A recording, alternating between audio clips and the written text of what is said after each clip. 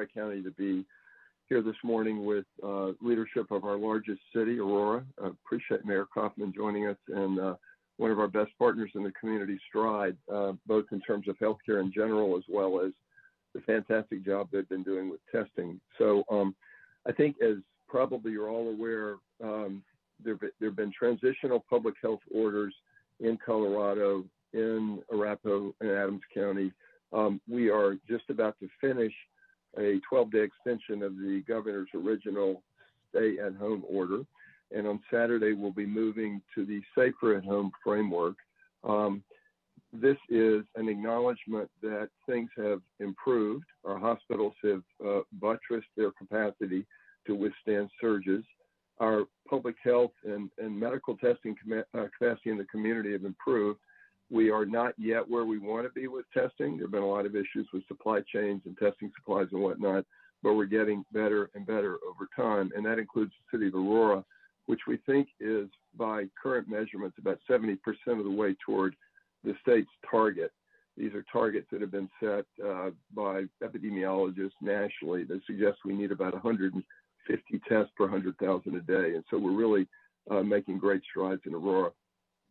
It really is, I think, hugely important, certainly for me as a public health person, to think about how one carefully balances the issues of controlling an unprecedented pandemic like COVID with the other critically important issues in the community, vibrancy of our businesses, jobs, health insurance through jobs, this sort of thing. I think the extra time that we have been in the, quote, stay-at-home situation has really provided value in terms of, again, the public health capacity and getting to a good balance. We, in particular, have been able to use that with Tri-County, working with the state health department to develop what we think is better and better guidance for businesses. This is not going to be back to January totally normal. This is going to be a targeted 60-65% still social distanced environment. And frankly, as we've heard from many business owners, sort of figuring out what it means to do social distancing, how does one really protect one's staff? This is new territory. So I really want to thank our team who's been able to work with businesses really all over our 3 counties to develop those efforts. One of the components that we hope will provide added value is the generally broad use of face coverings or face masks. This has been a topic that's been a little confusing for the public. 2 months ago, the Surgeon General said, don't use it. This needs to be preserved for healthcare providers. We don't think they work. About 3 weeks ago, based on increasing evidence that a lot of the transmission that's been happening in the community is from asymptomatic people, either people who never get sick or people that aren't yet sick, and having a cloth face mask looks like in laboratory studies can reduce onward transmission by about 50% or so. And so we've been quite interested in endorsing that. There have been discussions about whether this would even be assisted with a public health order. At least as of yesterday with our Board of Health, we decided we weren't quite there, but certainly want to continue that dialogue, encouraging face mask usage, frankly, monitoring how well it's going, and then considering other steps as need be. So I'm excited that we are really on the cusp of moving to what I think for really almost everybody in the community is along the way to next step of opening up.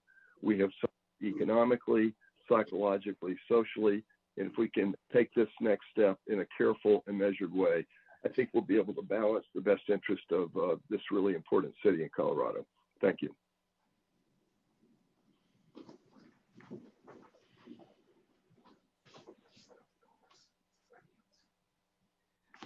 Everyone, we are trying to get record permission, so just stand by.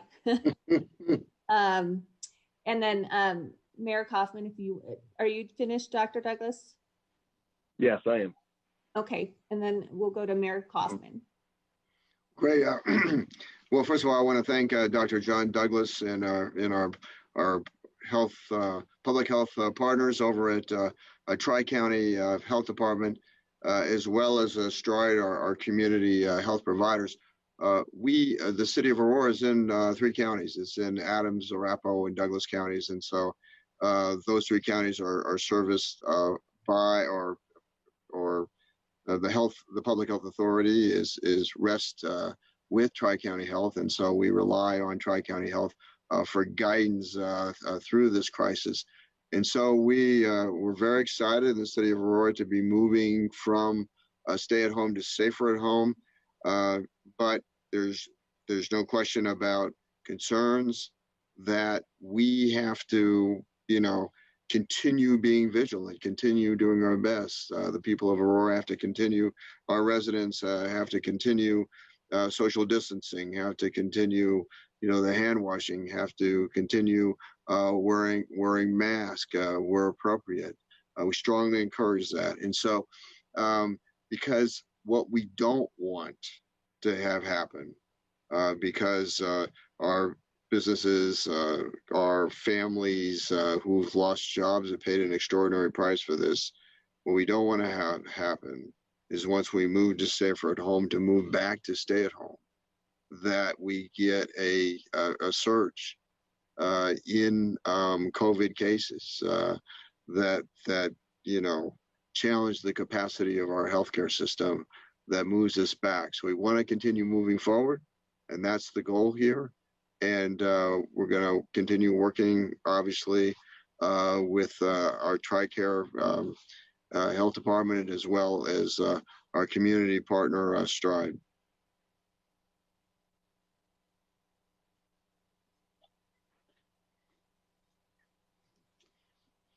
Great, thank you.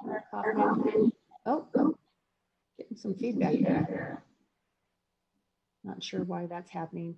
I'm just going to give our person a chance to hit the recording button or find the recording button for a second. So we're just going to press pause here for a minute and see if that can happen, and then we'll go to Dr. Meyer.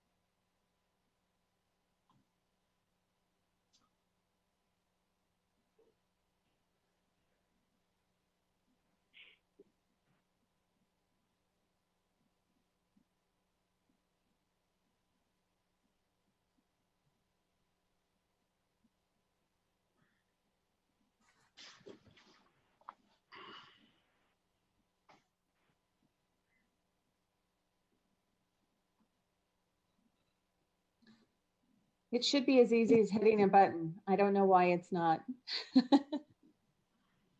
Well, just from the media's perspective, this has been a learning experience for all of us. And a lot of times we just keep punching buttons until it works. So we totally get it. I am so, I'm the one working on this. It's not even letting me record it. So I'm just doing some troubleshooting. Just give me a couple more minutes. Sorry. No problem.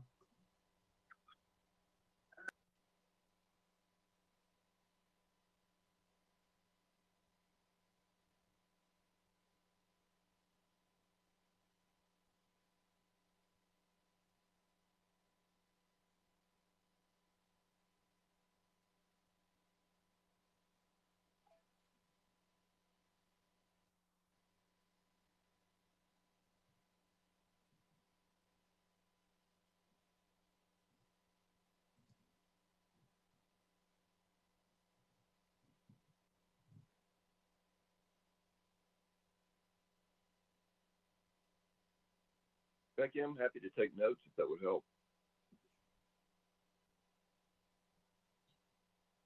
That would be nice. I'm sure all the reporters on here are taking notes. I think they just want the visual for their newscast later.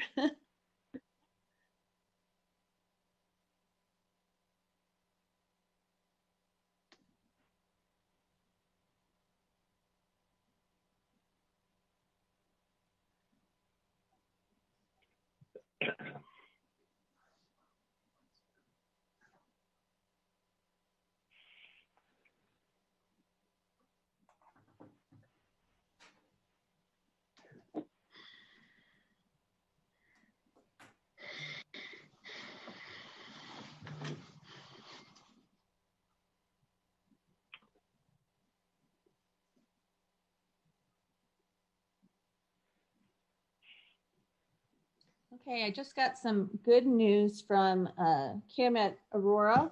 They are actually recording this, so we're going to go ahead and move ahead, and they will share it with all the stations if we can't get ours going.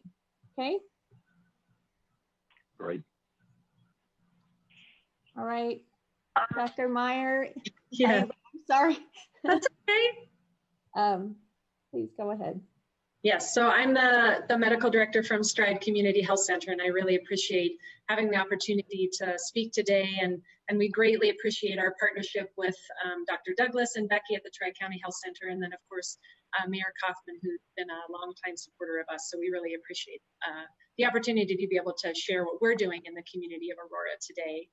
So just a little bit of a background, we at Stride, we're a 501c3 not-for-profit organization. We have a mission to really focus on the underserved.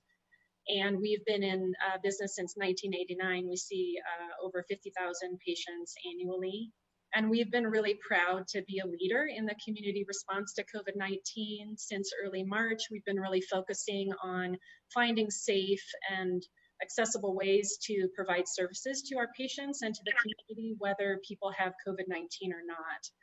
And our employees have been just so amazing throughout this process, as really stepping up and being willing to open up drive-through testing facilities and really just serve our patients in a really quality way. We've been really monitoring closely the Centers for Disease Control, the Colorado Department of Public Health and Environment, and Tri-County Health Department guidelines and recommendations to help inform our protocols for care, as well as the information and education that we provide to our patients.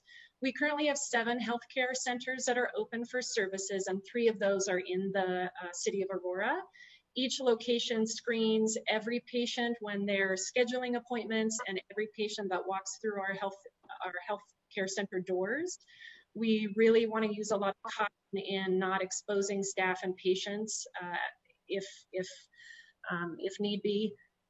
We have been able to provide testing at multiple locations since early March. We've opened up 3 drive-through locations, 2 of which are in Aurora. And through May 5th, we've been able to test over 5,000 individuals via the swab test. And we're seeing about a 19% positive rate right now. On April 27th, we added IgG antibody testing, and we've tested about 850 patients up to this point, and we're seeing just under a 5% positive rate come back for that as well. We really want to continue to be a leader in the collection of data, which can really help guide current and future state risk for our patients and then also the communities that we serve. Swab testing, as you know, is the diagnosis for COVID. When a person comes through one of our drive-through locations and receives a positive result, then our care team reaches out to them to provide ongoing assessment of their symptoms, as well as education on isolation, quarantine, and then return to work criteria. We're also using the Abbott antibody test through Quest, and the antibody test is very accurate in detecting antibodies if they are present. We really, again, appreciate the ability to provide both options to our communities, and the more virus data that we have, the more informed we are and the better we can reflect our current risk and the risks that we're willing to take. For us, our testing criteria is pretty straightforward. Swab testing is open to the public. Individuals either need to be symptomatic or they need to be less than 14 days from the symptom onset to receive the swab test. Antibody testing is provided to individuals who've had at least 14 days since onset of symptoms or who've never had any symptoms at all. Individuals do not have to have insurance to be tested, and we don't collect a fee at the time of testing. And anybody who's interested in our locations or the timing of those testing sites can go to our website, which is stridechc.org. I do want to let you know that we are doing a mobile testing site tomorrow at Overland High School. That starts at 9 o'clock, so that is open to the public as well, if anybody would like to attend. In addition, we've really changed our model of healthcare and have really increased the option of telehealth services to be able to meet the needs of our patients, again, in our community. We can still address acute care needs, chronic disease management, medication management. We're able to see new patients and newly pregnant women through our telehealth services. We also have behavioral health and dental services that are accessible through telehealth. We also are really working with area hospitals for people who've been discharged with COVID-19 and still are needing that in-person assessment but aren't sick enough to have to go back into the hospital. So we've designated 2 COVID pods, one of which is in Peoria, in Aurora at our Peoria and 32nd location, that we can funnel our COVID positive patients to, again, to be able to give that inpatient care, help reduce the risk of transmission to our staff and other members of the community and our patients, while still being able to provide that in-person care that some of our COVID positive patients are still needing. And this also allows the hospitals to free up their spaces for really serving the patients who really need that in-hospital care. So again, we thank you all for your partnership. We thank the media for being willing to, to listen to us, and please visit our website if you have any more questions about our testing sites. But it really feels important to us to be able to meet the needs of the communities that we serve, in addition to our patients, the majority of which are uninsured or underinsured. So thank you. Great, thanks, Dr. Meyer. We'll now open it up for questions from the media. If anyone would like to ask a question, please do so in the chat and I will relay your question.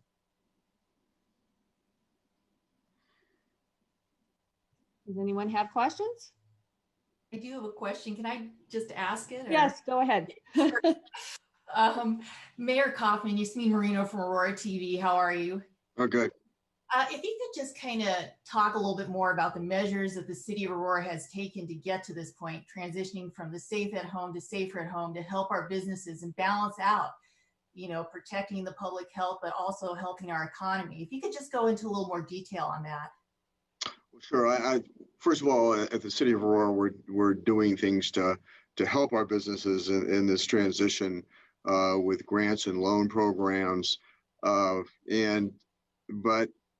our partner in all of this really is Tri-County Health Department. And so we've worked with them. They've certainly listened to our concerns in terms of moving forward. And so I think the big thing right now is to obviously address our issues in senior care facilities that aren't just about Aurora, but certainly nationwide, but those really vulnerable populations. We've worked with Tri-County Health and in terms of having to close down a Walmart, and we're able to reopen that. And so it's great to be able to take this next step. And so we want to continue working with Tri-County Health to make sure that we don't fall back into safer at home. And so it's really our role is to really press upon our residents and our businesses the need to comply. The need to comply with these rules.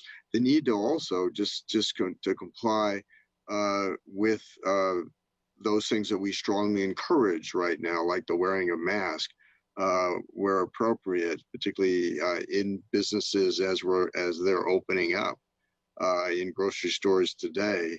And so we've got a lot of challenges, and so we don't have the public health experts on our staff.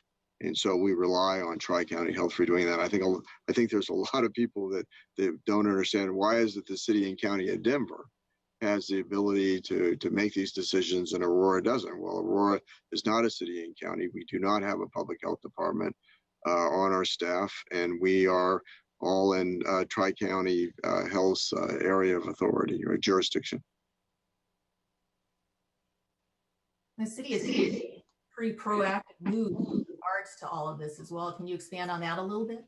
I'm sorry, what was that again? The city has taken some pretty proactive and innovative measures to move forward. Can you expand on that a little bit? I understand that we had a hotel set up to help our vulnerable population, our homeless population.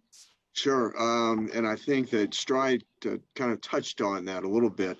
But what we've done is it is pretty amazing that staff came up with this concept, and that is for homeless COVID-related patients that are released from the hospitals, not just in Aurora, actually. We have a intergovernmental agreement with Adams and Arapahoe counties that we've taken this hotel that was, I think, under renovation, so it was empty.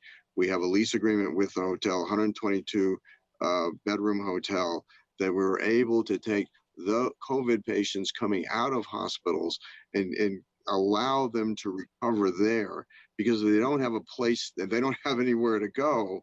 And so they're going to be in the hospital longer than they otherwise should, taking up a bed. And so we've created this this environment for them to recover, with Stride as a partner, with Salvation Army as a partner, with Mile High Behavioral Health as a partner in managing the project. I'm actually going out there today to take a look at it with the executive director of Mile High Behavioral Health. So I think it's a great innovative strategy where we have financial help from not simply from the CARES Act, but with our partners in Adams and Arapahoe counties. Great, thank you. We do have a question from David Perry. This looks like this question is for Dr. Douglas and maybe Dr. Meyer. We'll see which one of you want to answer this question. It says, since active testing requires symptomatic patients because of a lack of testing, why do health officials feel the community is ready to reopen? Dr. Douglas.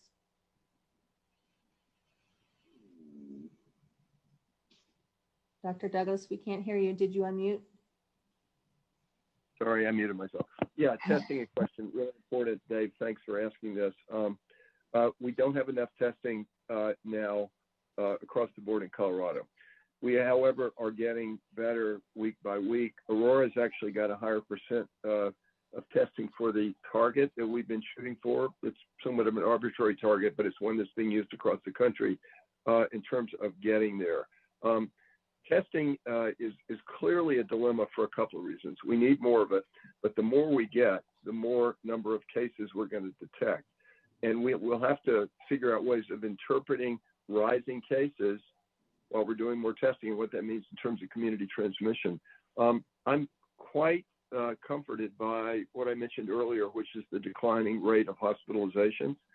It's a lagging indicator because it takes you maybe 2.5 weeks after you get exposed to be sick enough to be in a hospital and have your test results come back. But the fact that that has gone down, while we have a frankly somewhat hard to follow metric in terms of numbers of cases reported, makes me feel that we're in a place where we can cautiously, and I want to underline what the mayor said, we do not want a boomerang, and therefore caution is the order of the day to move forward. So I think with trust that continued testing access is going to increase, again, in large part due to partners like Stride, I think we're in a safe place to begin that move forward. Great. Dr. Douglas, this is a multi-part question. And Dr. Meyer, feel free to step in if you have something to add. The next part of Mr. Perry's question is, what's the current estimated rate of infected persons versus tested cases? And I'll just go ahead and ask that, should people who work in multi-office buildings, especially large ones, be concerned about transmission from building HVAC systems similar to the SARS crisis? You know, we don't really have, Dave, a true measure of the denominator, which is what we need to answer your question, what percent are we actually testing? Best estimates that have come from the state health department are statewide. I don't have any Aurora-specific statistics. Is about 35%, and that was actually an estimate from 10 days ago. If we look at the increase in testing, and if one believes that denominator, which I would say, given the hospitalization rate not rising, it's probably believable. We're probably up to about 45% or so of tested cases. So, you know, glass is 55% empty. That's a ballpark, by the way, or 45% full and getting fuller. Multi-office buildings, transmission from HVAC systems. I'm not aware of any data at this point that has been an issue. I think that's a concern that anytime one's dealing with a respiratory virus, one has to keep in the back of one's mind. But we've got now, sadly, 3 million or so cases experienced worldwide. The Chinese studied it very carefully. We've got entities in the U.S. taking a careful look at this. And I'd say at this point, this does not appear to be something that is going to create a concern. Great. Thanks, Dr. Douglas. The next question is for Mayor Kaufman from Kara Mason with the Sentinel. Despite not wanting a patchwork approach to health orders in the beginning, do you feel that's what has ultimately happened? I think we're moving away from the patchwork with now that Adams and Arapahoe County, which most of the city of Aurora is in, will will join with the rest of the metropolitan area into safer at home. Into stay at home to safer at home. So actually we will be more on the same plane going forward after May 8th than we have been. So actually that's positive. Where there certainly are differences are in this mask issue in terms of the wearing of masks. Seems to be a patchwork, but I think that is less of a concern for me than the dramatic differences, significant differences between safer at home and the stay at home. And so I think we're moving in terms of just looking at the region, a positive direction. And we have a meeting with Dr. Douglas on Monday. I've asked Dr. Douglas to join us, the City Council, in a discussion about the efficacy of mask and what's appropriate if in fact Aurora decides to go to develop its own policy relative to that. Great, thank you, Mayor Kaufman. The next question is from Sonia Gutierrez. Aside from increasing patrols, what else has been done to address the threats that Tri-County has received, and have we received more? Dr. Douglas?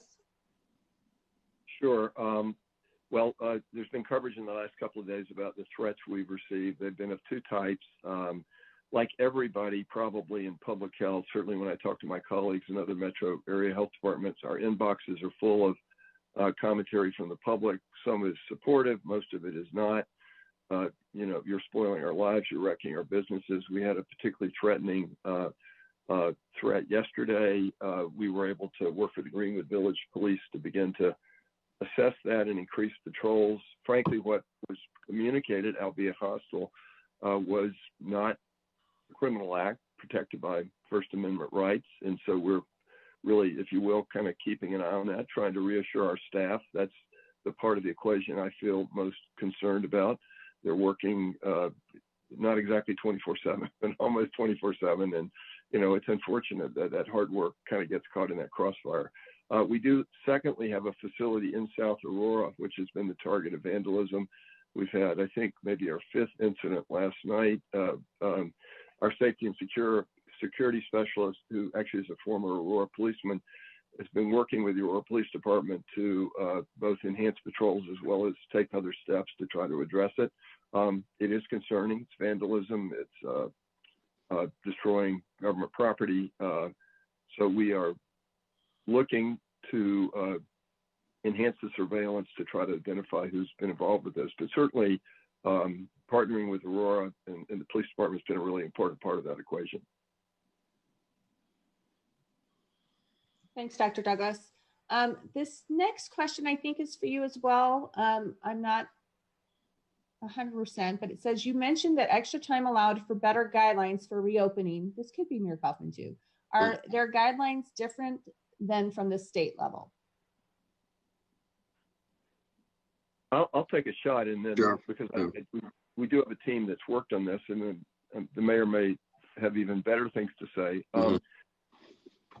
He has issued some pretty robust guidelines. They are probably in some areas insufficiently specific, and for that reason, we've got a small team that's been working, frankly, right now, particularly with Douglas County, because they've been in the safer at home situation, but also with other businesses. We learned a lot, for example, from the Walmart episode that the mayor mentioned, of developing a toolkit that businesses can use. We've also got a growing list of frequently asked questions. And maybe most importantly, we're trying to share good practices when they come up. I mean, it was really devastating that we had the outbreak in the Walmart, but the steps that they took to address it really have become a great playbook that we're sharing with other facilities. And we think that sort of almost business to business modeling that we can help facilitate is maybe going to be one of the keys as we move forward. Yep. This is Mike Hoffman. One thing that is not in the guidance yet, because we're not there in the process, is how to address the hospitality industry beyond curbside for restaurants. And so I'm certainly hearing from a lot of business owners about their ideas that would be safe to open up in-person dining, or to have COVID responsible, in terms of recognizing the dangers, but to allow some of our convention centers to open up to some degree.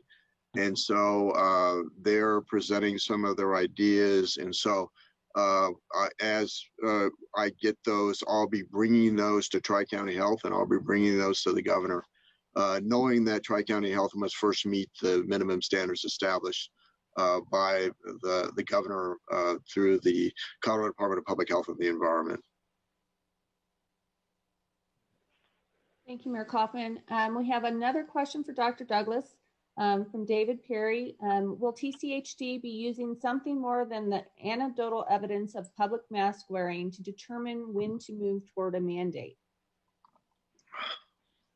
So, Dave, we're trying now. We, as I mentioned earlier and mentioned more, I think you were on our board, attended our Board of Health meeting yesterday. We did the largest survey that I'm aware of that's happened in the metro area last Thursday and Friday to try to determine what's been happening in various facilities. We looked at 48 facilities across the 3 counties. 10 of those were in Aurora. The average rate of masking in those, or face coverings, we're using different terms to avoid tempting people to use medical masks, which we still want to preserve for our friends at Stride and other frontline providers. And we found that we currently are at a 75% rate. We'd like to continue doing that sort of monitoring. It's not at like a super precise scientific sample, but it's a whole lot better than the anecdotes that, I hear, you probably hear about what's happening at your local store and this kind of thing. So we're trying to figure out what a strategy of doing that. It's frankly just observation, who's going in with a face covering, who's not going with a face covering. We'd like to be using that in a more systematic way. And then honestly, I mean, Aurora has had an interest in an order or a legal backbone, and we understand that. And as the mayor said, I'm going to be meeting with them on Monday to discuss their interest in that. And we're by no means closed to working with the city and that sort of thing.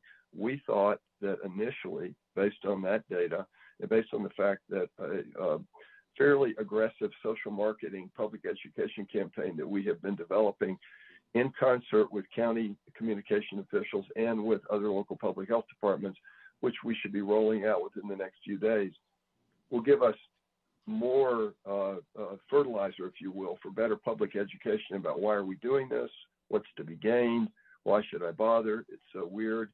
And if we could achieve greater compliance, 75% is not a bad baseline, we thought that sort of approach could be a reasonable way to proceed. But I am absolutely not opposed to working with cities on specific solutions that they may deem to be useful. Mr. Mayor Mike Hoffman, I just want to elaborate on that and why that I reached out, I think it was yesterday, to Dr. Douglas to ask him to come before our city council and to have a dialogue about this issue. I've certainly, I've gotten a lot of comments on both sides of the equation on this issue. People say, look, it's my right not to wear a mask, it's unnecessary. People questioning the efficacy of masks, how effective they are. But also I've gotten a lot of emails from seniors that feel the need to go to the grocery store, that they go there and it's crowded and people not wearing masks and some people, and so they're scared about that, and so because of they're part of that vulnerable population, and so I'm really wrestling with this issue. I'm not a public health professional by any means, nor do we have them on our staff, and so it puts us in a difficult position, and so I really feel that it's just important to have that dialogue with Dr. Douglas, and we'll see what happens after that. Great, thank you, Mayor Kaufman. This one is from Vicente Arenas from, I think, Fox. There has been some pushback from some on the safer stay at home. Tri-County offices have been vandalized. What are you telling those people who are upset over the gradual reopening process? And Mary, this question is for you or Dr. Douglas. No, Dr. Douglas, I'm going to let you go first, but I've certainly got a comment. Yeah, I do want to hear from the mayor about this. This is a hugely important question. Basically the message has been balance, trying to bring the circumstances of the epidemic, the transmission dynamics, the public health response, preparedness in sync with the need to to reopen businesses. There are clearly health consequences of the epidemic. There are also health consequences of businesses being closed, people being furloughed or actually losing their jobs, people losing health insurance. We're at an all-time high right now, according to the New York Times yesterday, in food insecurity across our country. So we're getting increasing numbers of calls to mental health hotlines. Hospital emergency rooms are empty. It appears that people are not going to hospitals out of fear of COVID. So there are really health issues on both sides of it. And I think the challenge is one of balance, and frankly, as much as possible, one of community coming together. I really appreciated the remarks of former President Bush the other day about sort of what it means to behave in a common, unified way in the face of an enormous crisis. And that's the kind of message I'm trying to promote, as we realizing there's a lot of anger, and we want to be addressing that anger and hearing that pain. But the more we can come together to create that balance, I think the better for our communities going forward. As Mayor Mike Hoffman, I'm not going to second guess any of the decisions being made. They are incredibly hard and difficult decisions in trying to strike this balance and trying to move us forward, both to reopen the economy, but in a recognition of the public health threats that remain with us. But and I know that nobody should be surprised. Well, let me just say, nobody should be surprised that there are these threats that are out there. There are people that are amazingly that are so upset. But I think you have to. I mean, I think we ought to be thankful that there are fewer problems that there are, given the dramatic decisions that have been made, with whole classes of business shut down, many of which may never reopen. The livelihood's gone, with so many families with the breadwinner out of work. It's the actions of the federal government, of the quick actions of the federal government, it probably really have I think, quelled this situation where we don't have civil strife at the level that we could have with violence. That given the dramatic nature of what we're going through, that things have been as calm as they have, I think is historically pretty extraordinary. Thank you, Mayor. Our next question is from David Perry. Mayor Kaufman, Costco and possibly other businesses will mandate masks. If someone in public causes trouble, will Aurora PD respond to those problems? Well, I think the Costco arrived at the decision themselves to have a mask requirement And so we're not going to enforce that requirement. But however, certainly if Costco, somebody enters into Costco without a mask and they refuse to leave and they call the Aurora Police Department's,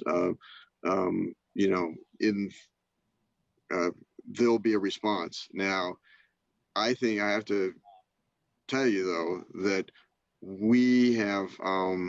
we're trying to minimize these responses to minimize to unnecessarily minimize the exposure of our law enforcement, of our first responders, who are at risk every day from exposure to the COVID crisis. So for things in progress, we'll certainly respond to that, but it's really going to be up to Costco to do the enforcement.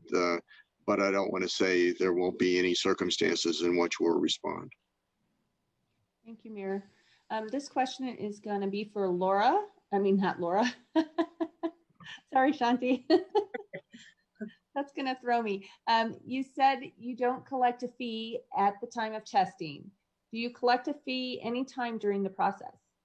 That's a great question. So our drive-through testing and mobile testing is really our service to the community. If people have insurance, we are absolutely billing insurance, but we are not charging people at the time. We're really hopeful that either the CARES Act or other federal funding can help support and offset the cost to our uninsured population. Just like we do anytime we have. Our mission is really around being able to serve anybody and everybody, regardless of residency status or insurance status. And so we offset the coverage for our uninsured patients with our insured population, either through Medicaid or private or commercial insurance. Thank you, Dr. Meyer. We do have a couple other questions that are kind of interweaved with some other ones that I'm going to go ahead and give to you now since you're here. Sure. Will Stride be moving to some kind of appointment system for its public testing programs? So not at the moment. We really have found that we've been able to keep up with the volume of patients that are wanting to come in and be served. Our testing facilities open at 9 a.m. We definitely encourage people to arrive early, but we're able, particularly at our rural locations, and the one that is the busiest is on the corner of Del Mar Parkway, Havana, and 11th. And we're seeing close to 200 patients a day coming through our drive-through testing facility. We're able to keep up the volume both with swab testing and antibody testing. Okay, great.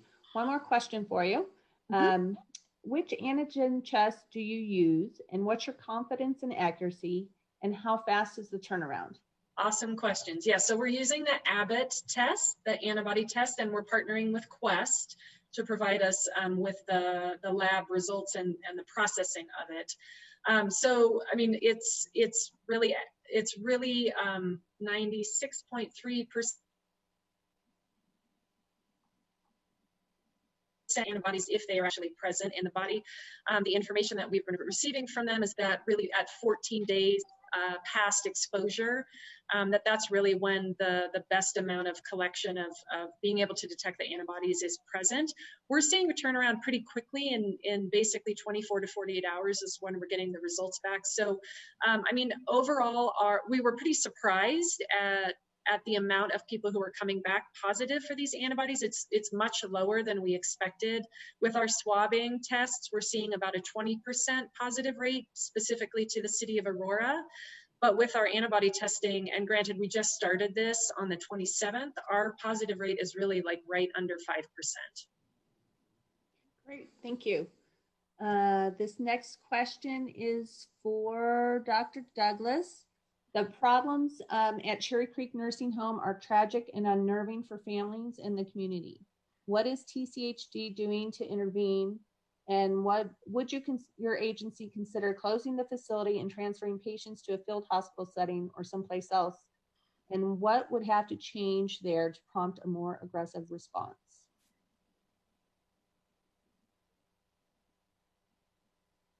Oh. Dr. Douglas. Sorry. Sorry. Keep getting mute. Great question. Hugely important. Already referred to by the mayor as being a major concern. Long-term care facilities have vulnerable people. They have had frightened workforces, in part because of lack of personal protective equipment. They've sort of been at the bottom of the food chain in terms of getting PPE when it was really scarce. Hospitals had better purchasing arrangements, and so they were really kind of left vulnerable. That situation is improving, although it is not completely bulletproof at this point. What we've done at Tri-County is a couple of things. First of all, we've continued to prioritize getting PPE through the emergency managers in each county to long-term care facilities. They're actually even higher than hospitals right now. Secondly, we've created a long-term care facility task force that is working really closely with those entities that have had outbreaks like Cherry Creek or Juniper Hills to assure that they've got appropriate infection control efforts in place, adequate PPE. If you've got cases, you make sure they're isolated. If you have a ton of cases, you try to cohort them. Positive people going in one wing, negative people going in another additional wing. In addition to that, the governor has created a long-term care facility strike force that's involved in going into facilities where there may be concerns about infection control and doing asymptomatic testing. And we're sort of syncing up our interactions so we're not stepping on each other's toes and so we're not leaving gaps unfilled. Your last question is really a critical one. If a facility cannot take care of the people inside it, then moving folks out to another facility or even a community facility is clearly an option. Now, it's not a highly preferred option because that engenders a lot of difficulties and could even involve infection control issues with that sort of transfer. But it's one of the things that we absolutely need to consider if we have places that are continuing to have problems. Now, I am happy to note that we've tracked separately in our case reporting statistics on cases who are part of long-term care or skilled nursing facility settings. Those numbers have been declining. The numbers of deaths coming from those facilities have been declining, as have the number of hospitalizations. Now, that doesn't mean the problem is not to worry. It's over. It's not over. There are plenty of vulnerable people in there, and we'll have to keep our guard up. And frankly, as we open up, businesses and community spots, one of the things that can fuel outbreaks in these facilities is community transmission.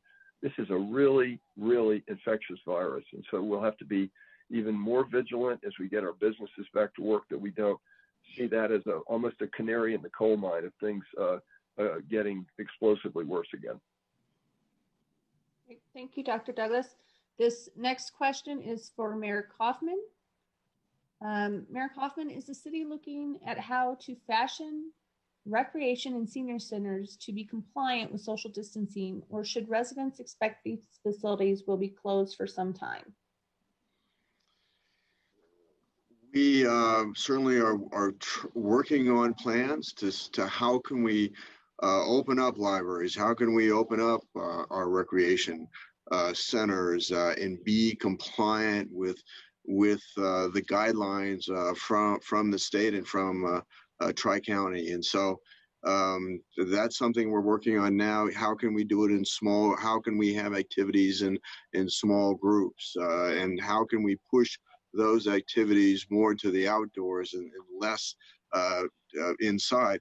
And quite frankly, we are also looking at the request of Aurora Public Schools, how can we help Aurora Public Schools that will need that according to Rico Munn, in trying to figure out how they open up in terms of social distancing, will need more space than their current facilities, and can we work with them in providing some of our facilities to augment Aurora Public Schools. And so we are certainly working on those.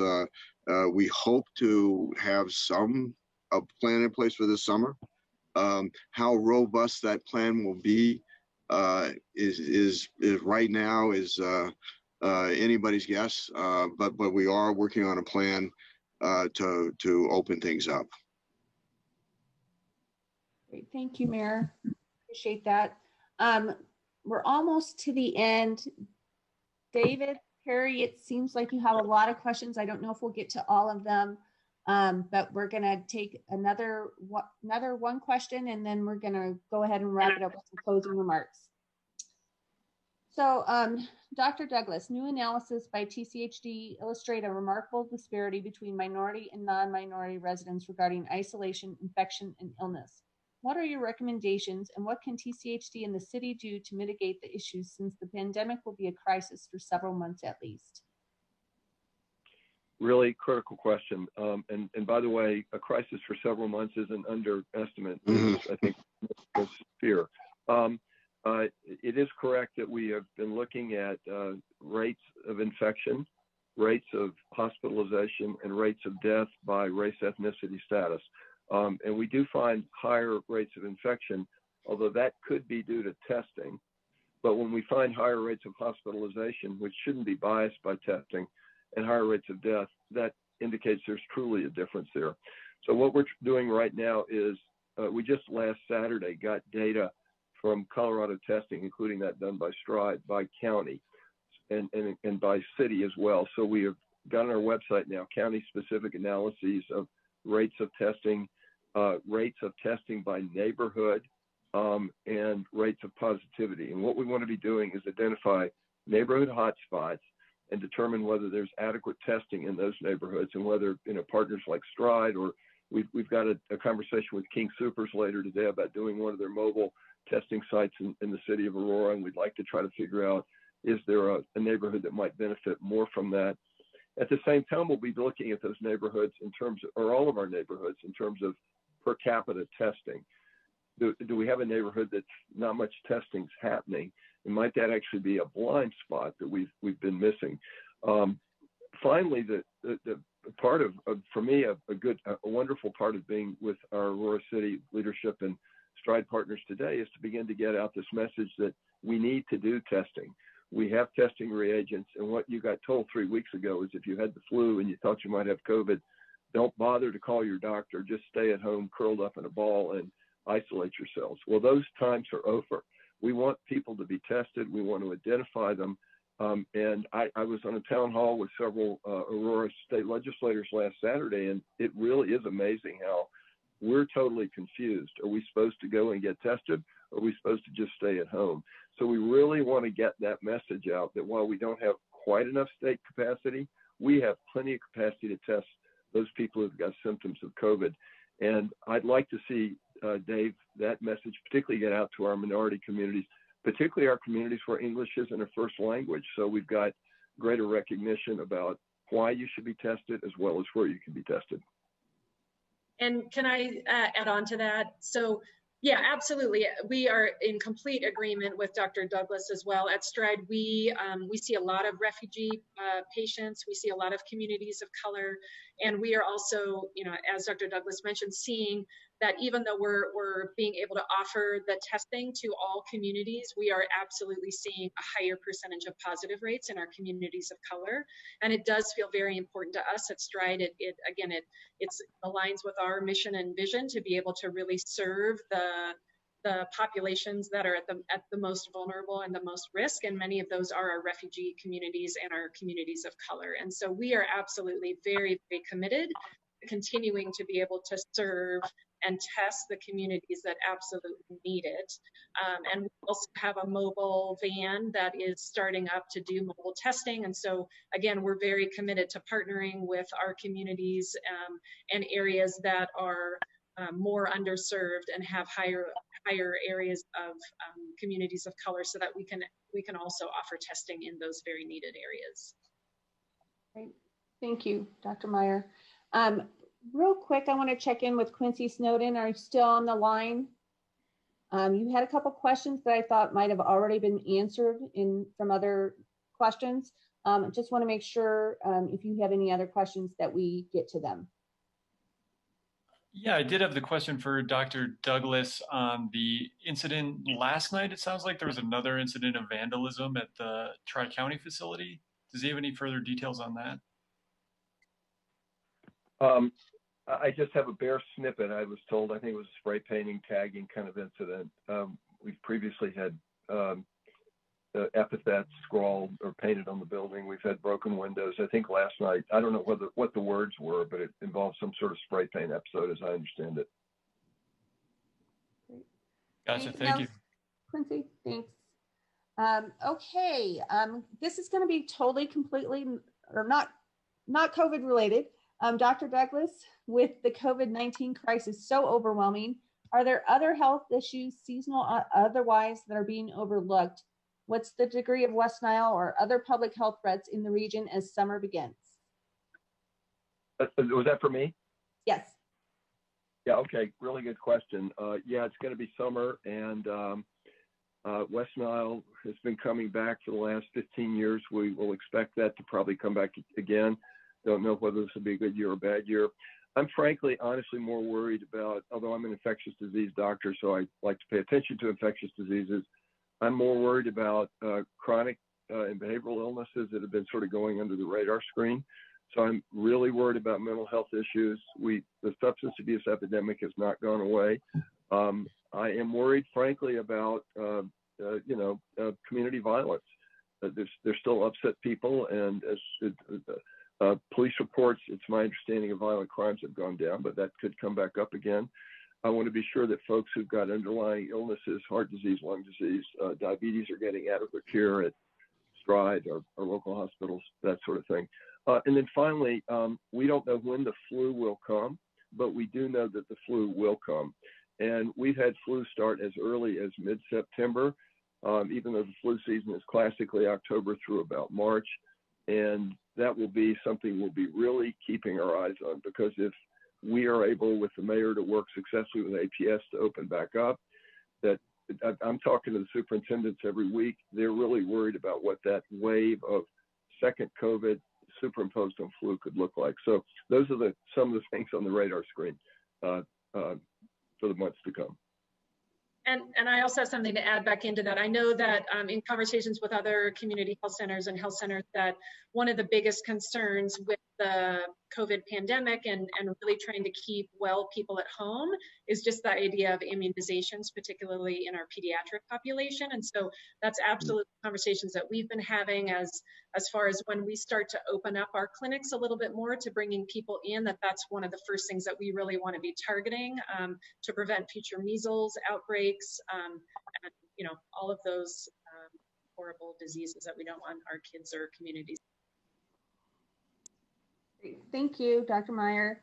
Okay, Mayor Kaufman, I have one last question for you, and then if you want to add any closing remarks, feel free. And if you can't answer this, I can. Are you distributing information in different languages at places where our communities of color are? Yes, we are. Aurora is what we call a majority minority community. And we have so many different languages. I think we have everything in about 11 languages. Yeah, 11 languages. If it's available on our website, just click. And so we've disseminated in multiple languages because we have a very large immigrant refugee population. And I think, as was mentioned by Tri-County and Stride today, that these are underserved, oftentimes underserved communities. And so it's very important that we penetrate them to get the messages out so they can, better respond to this crisis. I just want to say in closing that I want to thank my partners at Tri-County and Stride through this very difficult crisis, and that my hope is, as we gain more freedom, as we begin to open up, that people don't take that for granted, and don't do the social distancing, don't do the hygiene like hand washing, and that we somehow slide back, and that the people think that, oh, it wasn't as bad as people were predicting. Well, it wasn't as bad as people were predicting because we took such dramatic measures to combat it, or led by Tri-County, led by the state, and with the help of Stride. And so so there's been a lot of sacrifices made. And so the last thing we want is to roll back to where we have another surge and we go back to stay at home. We want to keep moving forward. Thank you, Mayor. And I just want to, from Tri-County, say thank you to the City of Aurora, because you've been very instrumental in helping us translate a lot of our important documents that we give out to the community every day into many different languages. So thank you. Thank you. Dr. Douglas, do you have any closing remarks? I really just want to echo what the mayor said. I as the director of a 3-county health department, of which Aurora is not only the biggest city, but as the mayor pointed out, the city that's in all 3 of our counties. They're a hugely important partner. We've really appreciated the support of city staff, particularly City Manager Jim Twombly. The mayor has been a champion of promoting some of the topics we've talked about. And then, of course, we've got these fantastic partners in the community, such as Stride. And I point out that because, look, COVID is going to be here for a while to come. And a while to come is probably going to be measured in many, many months / more than a year. And figuring out what it means to work together in these times that are just going to not be normal, but we can still be meaningful and we can still be economically resilient and socially and psychologically healthy. That's our challenge, and doing that together is, I think, our best pathway toward a safe and healthy and economically stable future. Thank you, Dr. Douglas. I'm going to go to Dr. Meyer. Hi. Any closing questions or yeah, I mean, kind of similar to what the other 2 gentlemen were saying, that we really, really appreciate working in close connection with both Mayor Kaufman and the City of Aurora, and of course, Tri-County Health Center and Dr. Douglas. And, you know, Stride has been around for more than 30 years, and our mission and vision has always been to serve the underserved. And so that's not a new thing for us. And we are absolutely committed to the amount of time and the long haul that we're realizing that this pandemic is going to be there for. So we have been pretty agile in adjusting and creating a new model of healthcare, and we're innovative and we're creative, and we're very, very committed to continuing to serve our communities and work in partnership with these 2 wonderful people. Thanks. Thank you. Thank you. Thank you, all of our speakers today. I know there were a lot of questions, so you probably need to drink a lot of water. Thank you very much. If anyone has any media follow-up questions, Abraham Morales and my contact information are on the news advisory, so please give us a call if you need anything else. Have a wonderful day. Thank you. Thanks, everybody. Okay, now I got to get out another one.